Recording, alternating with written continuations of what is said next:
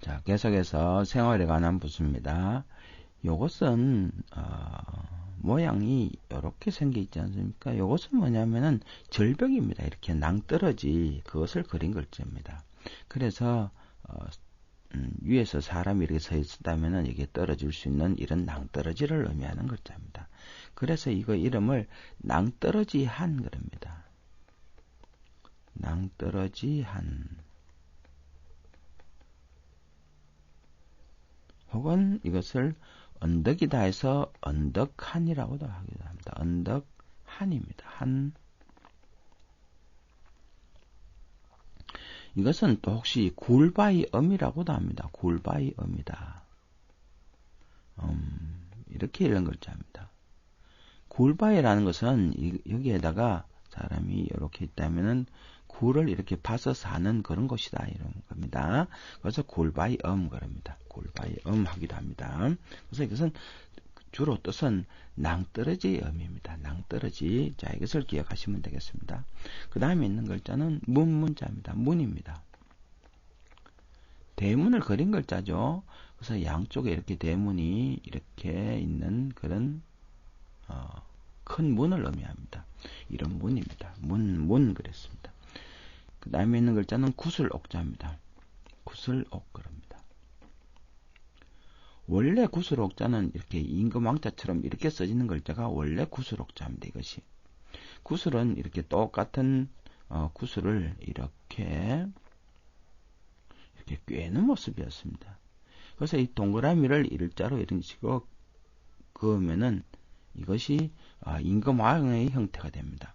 원래 임금왕은 원래 쓴다면은 임금왕자는 이렇게 있다면은 이 두 번째 있는 것을 위쪽으로 올렸어야 됩니다. 이렇게 쓰는 것이 원래 임금왕자입니다. 그래서 왜냐하면 임금은 이것이 하늘이라 그랬죠. 하늘이고 안에 있는 것이 땅이고 이것이 임금입니다. 임금은 하늘 쪽에 가까이 가 있는 사람이기 때문에 이 선을 위쪽으로 올려서 쓰는 겁니다. 그래서 지금은 이렇게 쓰지 않고 이렇게 쓰기 때문에 구슬옥자고 혼돈이 되기 때문에 구슬옥은 점을 더 찍어서 매듭을 짓는 모습을 더 그린 글자입니다. 그래서 구슬옥은 점을 찍어서 구분합니다만은 구슬옥자는 이와같이 어떤 글씨 앞에 써지게 되면은 자 이렇게 이와같이 나타날 현 하고 쓸 때 앞에 써지면은 이와 같이 점이 다 사라지는 겁니다. 그래서 앞에 쓰는 이건 전부 다 구슬옥을 의미하는 겁니다. 구슬을 의미하는 글자가 됩니다. 왕이 아닙니다. 자, 그 다음에 있는 글자는 기운기자입니다. 기운을 의미하는 기운기 그럽니다. 기운이라는 것은 눈에 보이지 않죠. 근데 그것은 하늘로 올라간다는 것입니다. 힘이 위로 올라간다. 이것은 원래 무엇을 그렸느냐.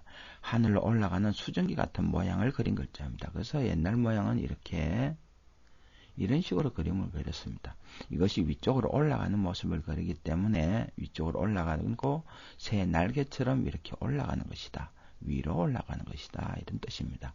그래서 기운기자는 기운은 밥을 먹으면 솟아나는 것이기 때문에 아래에 있는 쌀밥을 먹으면 혹은 밥을 먹으면 올라가는 것이 기운이기 때문에 그래서 이 자를 기운기 하는 겁니다. 기운기. 자, 그 다음에 있는 글자는 모방 그러는 글자입니다. 모방. 모라는 말은 모서리가 져 있다, 모서리가 진다는 말입니다. 그것은 모서리 하는 것 이야기죠. 이것도 원래는 모방했지만은 쟁기를 뻗던 글자입니다. 힘력자보다도 힘력자도 아까 쟁기를 그렸다 그랬죠. 힘력자의 쟁기보다도 좀 더 발달된 쟁기를 의미하는 글자가 이것입니다. 그래서 모방 혹은 방위방, 방향방 그런 글자입니다. 방이나 방향까지도 나타내는 겁니다. 왜냐하면은 이것이 쟁기가 가는 방향 그것을 의미하죠. 쟁기가 그것을 의미해서 방이나 방향을 의미하기도 되는 겁니다. 자, 그 다음에 있는 글자는 이를지 그럽니다. 이를지. 이르다는 말은 도착한다는 의미입니다. 자, 밑에 있는 것이 이것이 땅입니다. 글자를 보면 전체가 흑도차처럼 보이지만 제일 아래가 땅이고 나머지 부분은 이렇게 화살이 이렇게 있는 화살이 변한 글자입니다. 그래서 나머지 글자가 위에가 이렇게 변하고 밑에 있는 이것이 열십자로 바뀌는 겁니다. 열십자로 바뀌고 그 다음에 아래가 땅이다. 그래서 화살을 쏘게 되면 이와 같이 땅에 이렇게 꽂히게 되죠. 그러니까 거기에 도착했다, 이르다 하는 뜻을 갖는 글자입니다. 그래서 이를지 하는 글자입니다. 이르다 하는 뜻입니다. 그 다음에 있는 글자는 없다 하는 없설무자입니다. 없설무. 예, 밑에 있는 글자는 이렇게 보면 절름발이 왕자죠. 여기에다가 이렇게 한일자를 덮어서 절름발이는 더 이상 크는 것이 없다. 더 이상 자라지 않는다 하는 뜻으로 자라는 것이 없다 해서 없설무 그러는데 이 글자는 단독 글자로서는 거의 쓰이지 않습니다. 없설무 하는 글자긴 합니다만은 잘 안 쓰이는 글자입니다. 없설무. 자, 밑에 있는 글자는 없설무자는 아닙니다. 모양이 다르죠. 요자는 목멜 기자입니다. 목이 메이다 하는 뜻입니다. 목멜기 그럽니다. 밥을 많이 먹으면은 목 끝까지 차죠. 그러면 목이 메인다 이런 말을 하죠. 이 모양은 이것을 쓴 글자입니다. 사람이 입을 이렇게 돌리고 이건 입을 이쪽으로 크게 벌리고 있는 모습이고 밑에 있는 것은 사람입니다. 사람이 이쪽으로 고개를 돌렸다 하는 뜻입니다. 그래서 밥을 보고서도 더 이상 먹기 싫으니까 자, 밥이 이렇게 있다면은 밥그릇이 이렇게 있다면은 밥그릇입니다. 밥그릇이 이렇게 있다면은 흰 밥을 보면서도 먹기 싫은 자 다 먹었으니까 목이 메여서 고개를 뒤로 돌리고 있는 모습을 그린 글자입니다. 그래서 이 자는 목이 메이다 하는 뜻입니다. 목멜기 그럽니다. 자, 그 다음에 글자입니다. 이 자는 널빤지장 그럽니다. 널빤지입니다. 널빤지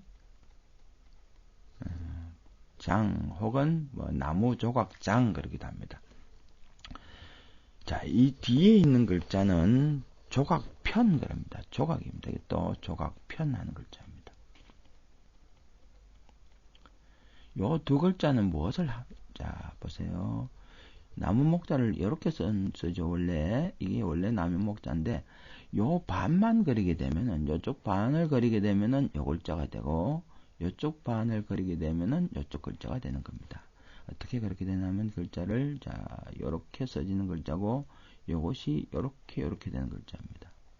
요쪽 부분은 중간에 부분이 요렇게 되고 위쪽 부분이 이렇게 되고 아래쪽 부분이 이렇게 되는 글자죠. 그래서 이쪽은 큰 쪽이고 이쪽은 작은 쪽이다 이런 뜻이 되는데 왜 그렇게 되느냐 하면은 자, 나무는 이렇게 나이테가 이렇게 이제 좀 과장해서 그러겠습니다. 나무 이렇게 자라게 되죠. 그래서 나무의 중간을 자른 것이 아니라 나무의 이쪽 부분을 자른 꼴입니다. 그래서 이쪽 부분은 큰 쪽이죠. 그러니까 이자를 널빤지라 그랬고 이쪽 부분은 작은 쪽이죠. 그래서 작다 하는 의미를 갖게 되는 글자입니다. 자, 그래서 이것을 두 개를 구분할 수 있습니다.